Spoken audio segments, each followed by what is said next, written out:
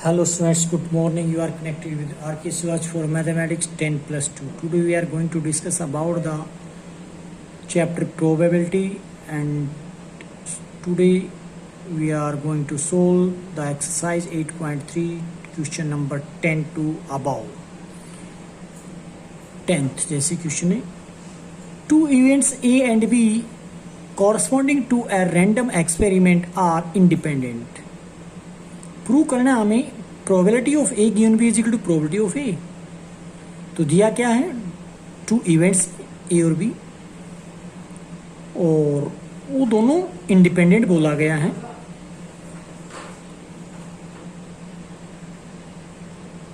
तो उसके लिए हमें प्रूव करना है probability of A given B is equal to probability of A. सबसे पहले हम इसके सॉल्यूशन में लिखेंगे कि एक प्रॉपर्टी होती है जिसका we know that probability of A given B is equal to probability of A intersection B divided by probability of B. Since A and B are independent, अगर वो इंडिपेंडेंट, हम ये भी जानते हैं कि probability of A intersection B is equal to probability of A into probability of B. ये independent की प्रॉपर्टी होती है, इसलिए इंटरसेक्शन की जगह क्या रख देंगे, उठा के probability of A into probability of B रख दिया मैंने यहाँ पर उठा के। प्रोबेबिलिटी बी से प्रोबेबिलिटी बी कैंसिल हो जाएगा, क्या रहेगा, प्रोबेबिलिटी ऑफ ए प्रूव हो जाता है। Next, if A and B are two independent events, अगर यहां तक की बात कर लें तो हमें क्या मिला है, अगर दो इवेंट हैं ए और बी इंडिपेंडेंट, इसका मतलब ये होता है कि probability of A intersection B is equal to probability of A into probability B. इसका मतलब, इस लाइन का मतलब ये गिवन है। शो करना है not A and not B are also independent.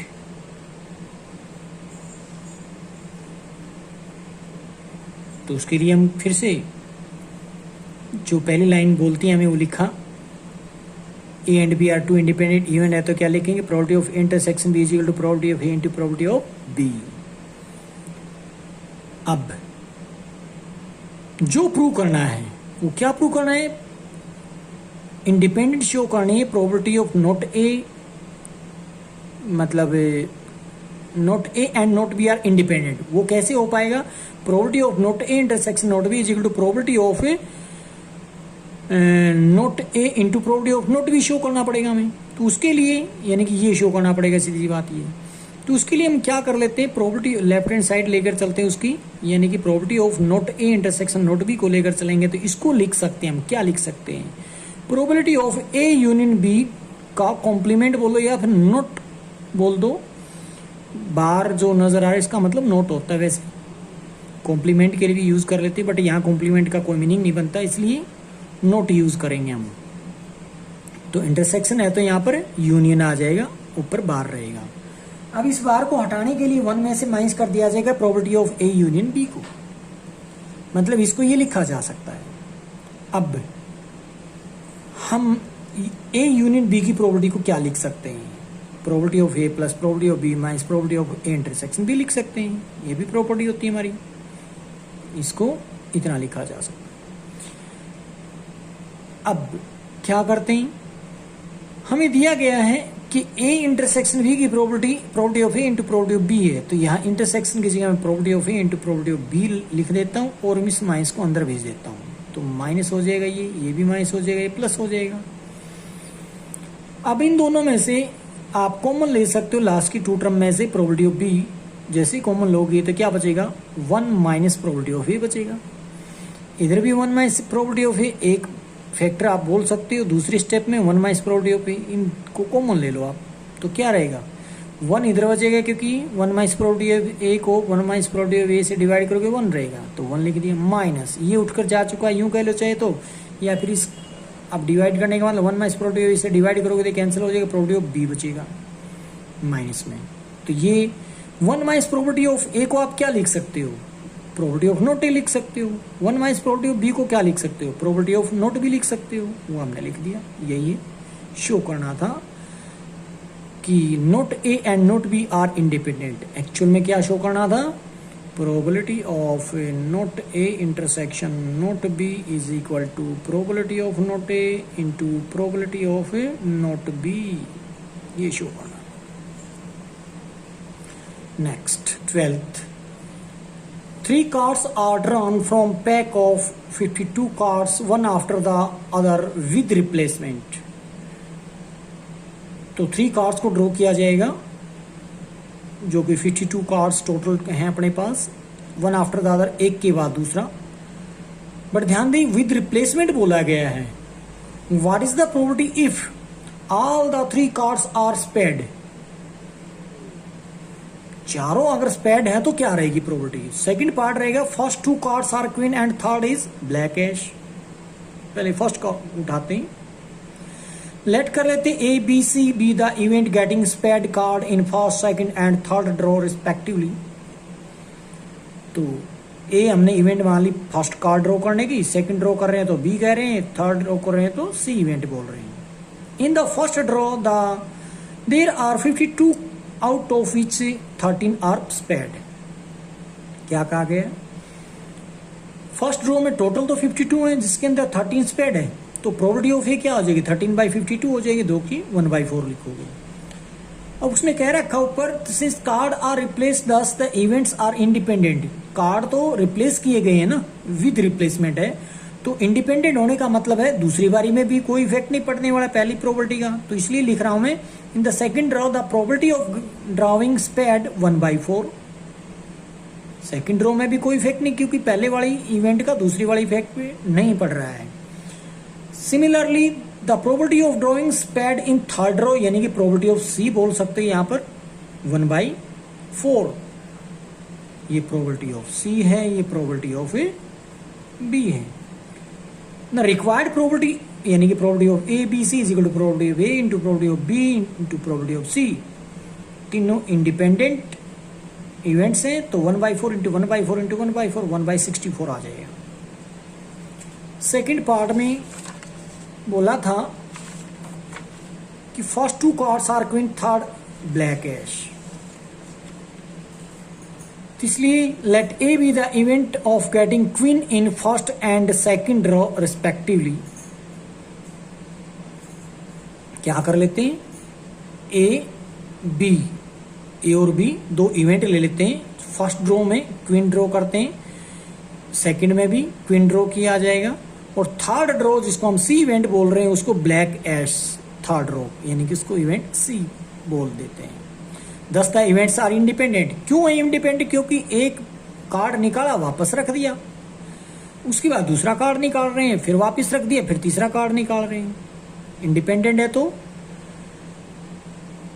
Probability of drawing a queen in first draw is probability of A is equal to 4/52, जिसको आप 1/13 बोलेंगे। अब जो आप यहाँ पर क्वीन को ड्रॉ किया वापस आपने रख दी, तो टोटल पे कोई इफेक्ट नहीं पड़ने वाला, ना ही क्वीन पे ना किसी और चीज पे इफेक्ट पड़ेगा। तो probability of drawing a queen in second draw, वो भी क्या हो जाएगा? 4/52 1/13। अब की बार कह रहा है जो थर्ड ड्रॉ है, probability of drawing a black ace in third draw. Third draw में क्या? ब्लैक एश, यानी कि ब्लैक इक्का, उसको ड्रॉ किया जा रहा है। Probability of C is equal to black ace होते कितने? 2 होते हैं, 2/52, that is 1/26।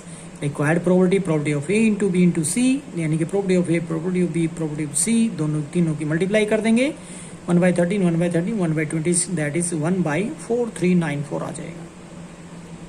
Next, a card is drawn from pack of 52 cards. एक कार्ड ड्रॉ किया गया है, टोटल है 52 cards. The outcome is noted. Outcome जो होती है उसको नोट किया जाता है। The card is replaced and the pack is रिसफल्ड।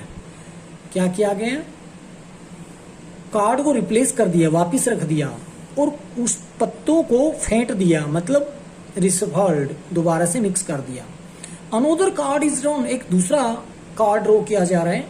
What is the probability that, 3 question करेंगे यहाँ पर। Both card are same suit हो, या फिर बोथ कार्ड आर किंग हो, या फिर first card is spade and second is queen हो, रेड क्वीन हो। इस तरीके से पहले फर्स्ट को उठाते, both card are same suit. अब एक कार्ड निकाला वापस रख रहा है, तो इसका मतलब इंडिपेंडेंट है, तो इसका मतलब दूसरी इवेंट पे कोई इफेक्ट नहीं पड़ने वाला। तो आप सीधा या पहली और दूसरे ड्रॉ को ए और बी इवेंट बोल दो। उसके बाद बोलोगे इन first draw any card draw will be certainly B of any of one of suit. कोई भी सूट आ सकता उसमें से, सूट का मेरा मतलब है हार्ट, क्लब, डायमंड, स्पेड में से कोई भी आ सकता है। यानी कि प्रोबेबिलिटी ऑफ ए क्या हो जाएगी, 1 हो जाएगी। As probability of a certainty is 1। In the second draw a card of same suit as first may be drawn in, जो आपने पहले कार्ड ड्रॉ किया है उसी सूट का आपने अब की बार कार्ड ड्रॉ करना सेकंड। तो मान ली कोई आपने पहला जो कार्ड ड्रॉ किया कोई ना कोई सूट तो आएगा उसके अंदर, जो स्पैड हो, चाहे हार्ट हो, चाहे डायमंड हो, चाहे क्लब हो, जो मर्जी हो। तो अब की जो पहले आपने निकाला उसी के कितने पत्ते होते हैं आपके पास, 13 होते हैं ना सेम सूट के। तो 13C1, 13 में से 1 ड्रॉ करेंगे, जिसका 13 वे बोल देंगे। नंबर ऑफ फेवरेबल केसेस आपके आ जाएंगे 13। टोटल आप जानते ही 52, क्योंकि विदाउट रिप्लेसमेंट है या विद रिप्लेसमेंट आपको पता लग ही गया होगा, विद रिप्लेसमेंट है। तो एग्जॉस्टिव की टोटल 52, तो इसलिए 13/52 1/4 बन जाएगा। Probability that both card are the same suit is क्या हो जाएगा, पहला 1 थी प्रोबेबिलिटी ए की और बी की प्रोबेबिलिटी 1/4 आई, तो 1/4 आंसर आएगा। सेकंड पार्ट में बोला था बोथ कार्ड आर किंग, दोनों ही किंग हो, पहला भी किंग दूसरा भी किंग। लेट ए, फिर से पहले ड्रॉ को ए मान लेते हैं इवेंट, सेकंड ड्रॉ को बी इवेंट मान लेते हैं, जो कि एक कार्ड को ड्रॉ करना होगा फर्स्ट रो में और सेकंड रो में। Event A and B are independent as card drawn is replaced, दोनों इवेंट इंडिपेंडेंट क्योंकि कार्ड को वापिस रखा जा रहा है, इसलिए हम बोलेंगे probability of drawing a king card 4/52, यानी कि प्रोबेबिलिटी ऑफ किंग की बात कर रहे हैं। ए भी वही आएगी, बी की भी वही आएगी, सेम आनी है क्योंकि इंडिपेंडेंट इवेंट है। इसलिए probability of that king card is drawn in both the draw probability of A B, probability of A into probability B, यानी कि दोनों की मल्टीप्लीकेशन कर देंगे, 1/13 1/13 1/69 आ जाएगा। थर्ड पार्ट में उसने मांगा था तो first card is the spade and second card is red queen. तो लिखा हमने let A be the event of getting spade card in first draw, first draw में spade, B be the event of getting red queen in the second draw. तो A और B are कैसे हैं, independent event है, independent event है। तो एक जो स्पैड कार्ड में बी ड्रॉन इन 13 वे, क्योंकि कितने स्पैड होते हैं 13 होते हैं, तो 13 तरीके से उसको स्पैड को ड्रॉ किया जा सकता है। Probability of drawing a spade in first draw क्या हो जाएगा, 13/52, जो कि 1/4 आएगा। हम जानते there are 2 red queen in pack of cards, so these may be drawn in 2 ways, क्योंकि रेड कार्ड तो जो क्वीन के होते 2 ही होते हैं, इसलिए probability of getting red queen in second draw is equal to 2/52 हो जाएगा, 1/26। Hence the probability of drawing the first card as spade and second is red queen is equal to probability of AB या probability of A into probability of B is equal to 1/4 into 1/26. That is equal to 1/104. Next. In 2 successive throws of a pair of dice, तो dice का pair यानी कि 2 dice को आप throw कर रहे हो, तो टोटल केस जिसको सैंपल पॉइंट बोलते हो 36 आपको पता लग गया होगा। Determine the probability of getting a total of 8 each time, क्या डिटरमाइन करना है, टोटल ऑफ 8। जैसे टोटल ऑफ 8 होने का मतलब 2 डाई को आप फेंक रहे हो, ऊपर जो भी नंबर आए हैं उनको सम करके देखेंगे, अगर 8 आता है तो उसकी बात कर रहे हैं, टोटल ऑफ 8 ईच टाइम। तो इसके लिए हम क्या करते हैं, let A and B be 2 events of getting a total of 8 on the first and second throw, पहले थ्रो किया गया और सेकंड टाइम थ्रो किया गया, क्योंकि यहां पर दिया गया 2 सक्सेसिव थ्रोज, वो भी पेयर ऑफ डाइस की बात कर रहा है। When 2 dice are thrown, the number of possible outcome क्या रहेंगी, 6 × 6 जो कि 36 होती हैं। आप जानते हैं कि 1 1 1 2 1 3 1 4 1 5 1 6, इसी तरीके से 2 1 2 2 2 3 2 4 2 5 2 6, इसी तरीके से 3 1 के लिए आएगा, फिर 4 1 के लिए, 4 5 के लिए, फिर 6 1 6 2 6 3 6 4 6 5 6 6 तक, यानी कि 36 सैंपल पॉइंट होते हैं उसके अंदर। अब बात कर लेते हैं टोटल ऑफ 8 की। 2 6 आता है, 3 5 होता है, 4 4 होता है, 5 3 होता है, 6 2 होता है। तो ये आते हैं अपने पास 5 इवेंट्स जिसका सम 8 होता है। प्रोबेबिलिटी ऑफ गेटिंग एसएम 8 क्या बन जाएगी, तो 5/36 होंगे टोटल, तो 5/36 हो जाएगा। अब सेकंड थ्रो भी वही है और उसने भी वही मांगा है कि 8 आना चाहिए, तो सेम आना है फिर भी, तो इसलिए हम लिख रहे हैं प्रोबेबिलिटी ऑफ ए और बी दोनों को रिजल्ट 5/36 आएगा। Probability of getting sum 8 in 2 successive throw, दोनों को मल्टीप्लाई कर देंगे, एक बार 5/36 दूसरी बार 5/36, तो मिलेगा 25/1296।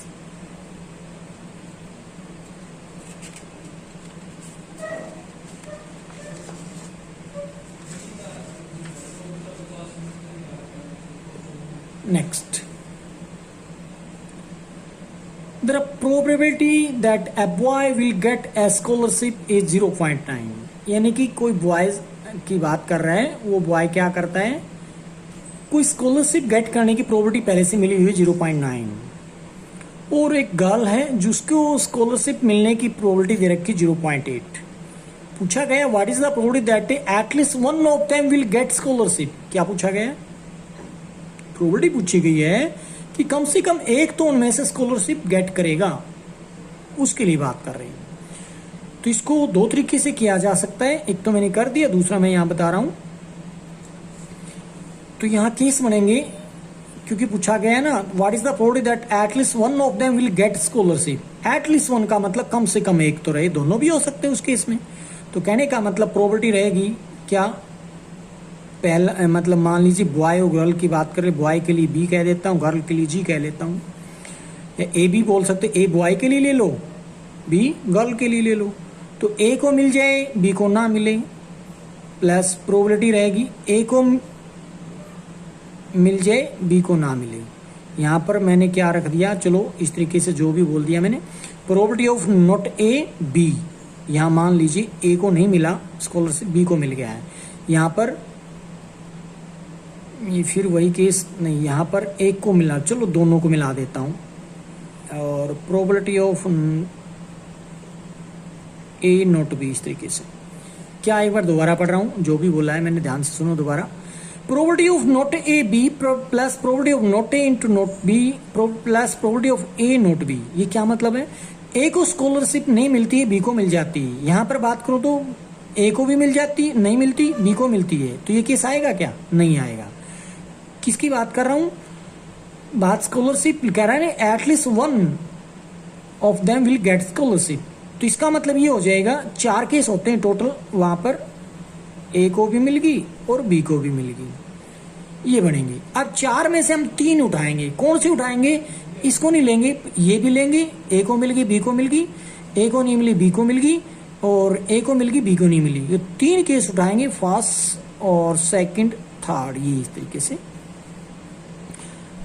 तो इसको नहीं लेंगे क्योंकि इसमें तो किसी को स्कॉलरशिप मिली ही नहीं, इसलिए या तो इन तीनों की प्रॉपर्टी निकाल के ऐड कर लो, या फिर जो मैं रास्ता बता रहा हूं वो भी है आपके पास। क्या है, तो let A and B the event of getting scholarship boy and girl respectively. मैंने यहां पर लिखा ए कौन, बॉय को स्कॉलरशिप गेट करने की बात कर रखी है, बी गर्ल को स्कॉलरशिप गेट करने की बात कर रखी है। तो वो उसने प्रॉपर्टी दे रखी है, हमने property of A 0.9, property of B 0.8 हो जाएगा। Probability of not A is equal to 1 minus probability of A हो जाएगा, यानी कि 1 में से माइनस कर देंगे 0.9, that is 0.1। Probability of not भी निकालना, तो 1 में से 0.8 माइनस करोगे तो 0.2 आ जाएगा।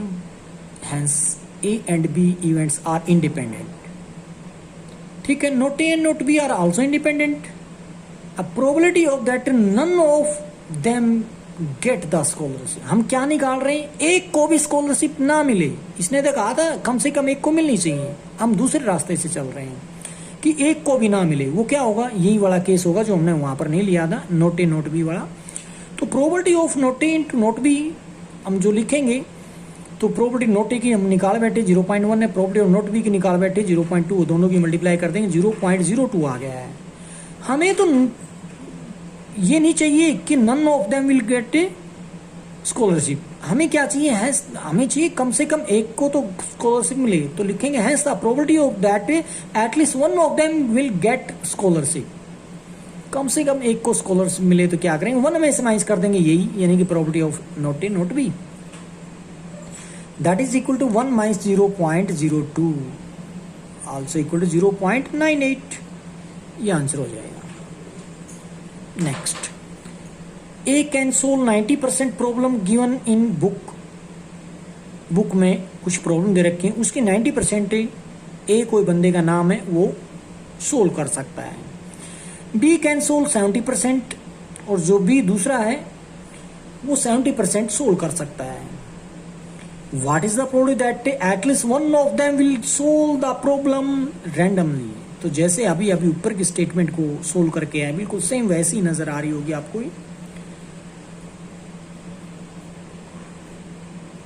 तो देखिएगा, अगर ऊपर कोई डाउट रहेगा तो यहां पर क्लियर हो सकता है। तो दो इवेंट है, ए प्रॉब्लम को सोल्व करता है, बी प्रॉब्लम को सोल्व कर लेता है। तो हम ई और एफ दो इवेंट लेट कर लेते हैं।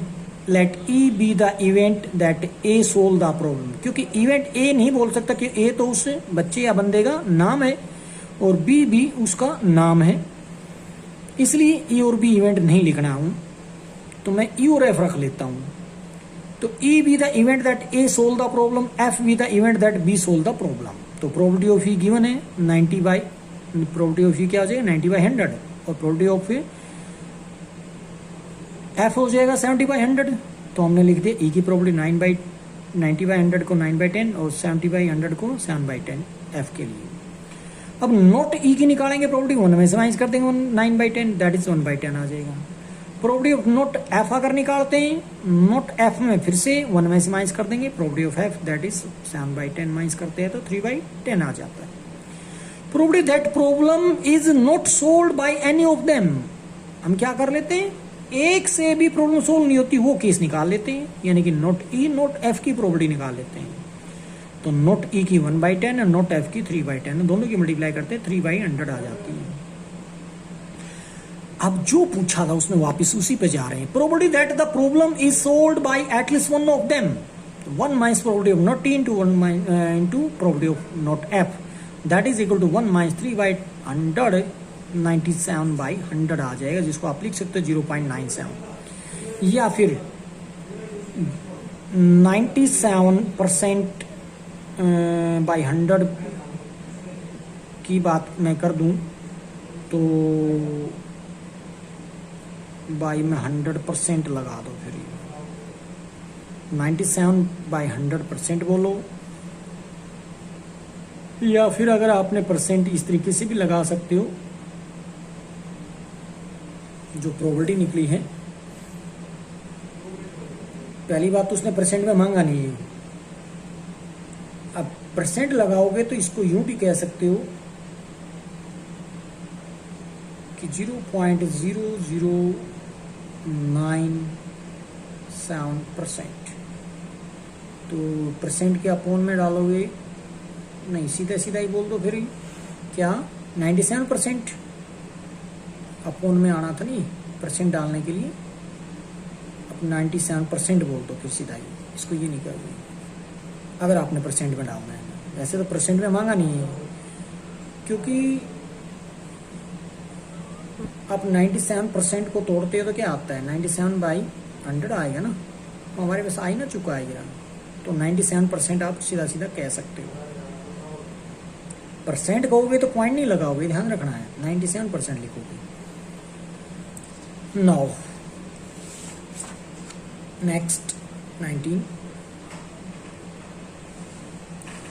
find the chance of throwing a 5 or 6 at least once in 4 throw of a single dice। क्या कहा गया है, find the chance of throwing a 5 or 6 at least once in 4 throw, एक dice को 4 time throw किया जा रहा है, और इसको क्या चाहिए 5 मिले या फिर 6 मिले, कम से कम एक बार, चाहे वो चारों बार 5 आ जाए, चारों बार 6 आ जाए, या इनमें से कोई 5 और 6 में से चारों बार इनमें से कोई दोनों आ जाए,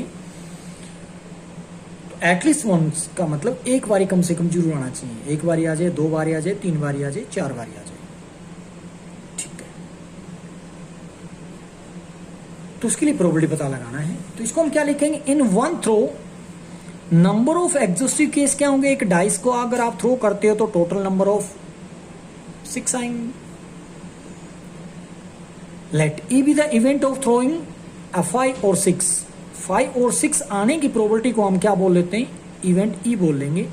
पहले तो उसकी प्रोबेबिलिटी निकालनी है, तो प्रोबेबिलिटी ऑफ थ्रोइंग 5 और 6 इज इन प्रोबेबिलिटी ऑफ ई बोलेंगे, यानी कि 2/6। कहाँ से आए, 5 और 6 का मतलब यह था 5 आ जाए 6 आ जाए, तो 2 नंबर आ रहे हैं इसमें, तो इसलिए 2 टोटल थे 6, 1/3 आ जाएगा। प्रोबेबिलिटी ऑफ नॉट थ्रोइंग 5 और 6 1 में से माइनस कर सकते हो 1/3, दैट इज 2/3, जिसको आप बोल सकते हो probability of not E. Now the probability of not throwing 5 और 6 when dice is throne 4 time. अगर डाइस को 4 टाइम आप थ्रो करते हो तो वो किस तरीके से बनेगा, probability of not E into probability of not E into probability of not E into probability of not E लिख सकते हो उस चीज। बिकॉज इवेंट्स आर इंडिपेंडेंट, इसलिए अगर पहले भी प्रोबेबिलिटी नॉट ई में 2/3 तो अगली बारी भी वही मिलेगा, तो चारों केस में एक सेम मिलेगा आंसर, 2/3 इंटू 2/3 इंटू 2/3 इंटू 2/3। इसको आप लिख सकते हो 2/3 की पावर 4, जिसको आप लिख सकते हो 2 की पावर 4 होता है 16, 3 की पावर 4 होता है 81। तो 16/81 क्या आया है, आंसर नहीं आया है। Hence the probability of throwing 5 और 6 at least 1 in 4 throw, क्या कहा गया है, ये तो था एक में भी ना आए, इसमें आ जाएगा एटलीस्ट 1, इसलिए 1 में से माइनस कर देंगे एक भी ना आने की, तो 1 minus 16/81 that is equal to 65/81। Next, Ramesh appear for interview of 2 post A and B।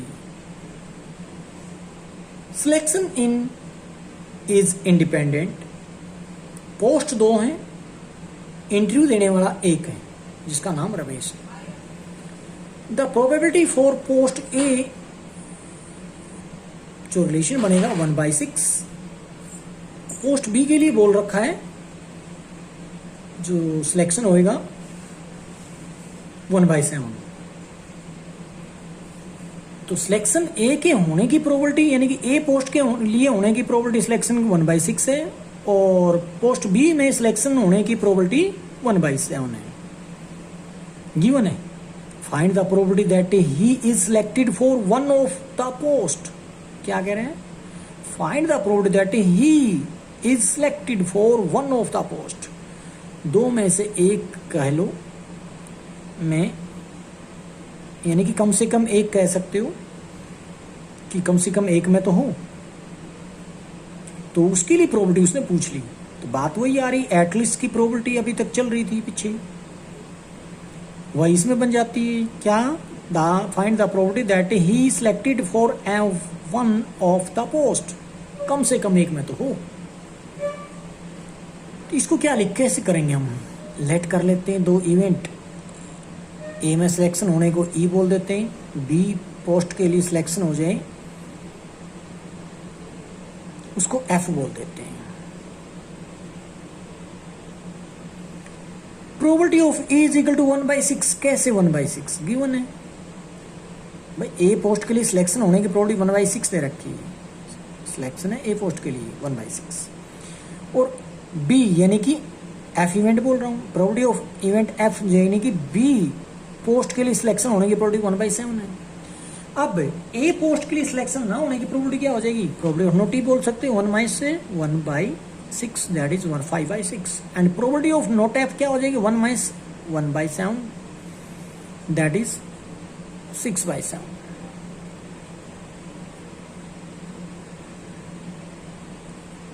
अब निकालते हैं probability that Ramesh is not selected for any post, हम किसी भी पोस्ट में उसका सिलेक्शन ना हो उसकी प्रोबेबिलिटी निकालेंगे, क्या होगा, probability of not E not F, जिसको आप लिखोगे probability of not E into probability of not F, not लगेगा, because event and events are independent, so पहले इवेंट से कोई लेना देना नहीं है, वरना अगर मान लो इंडिपेंडेंट नहीं होती तो नॉट एफ गिवन नॉट लिखना पड़ता ना, इसलिए सिंपली लिख देंगे probability of not E into probability of not F, 5/6 into 6/7 that is 5/7।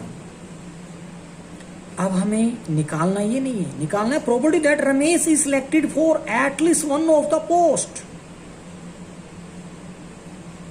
1 minus probability of not into probability of not f, that is equal to 1 minus 5 by 7, 2 by 7. Thank you.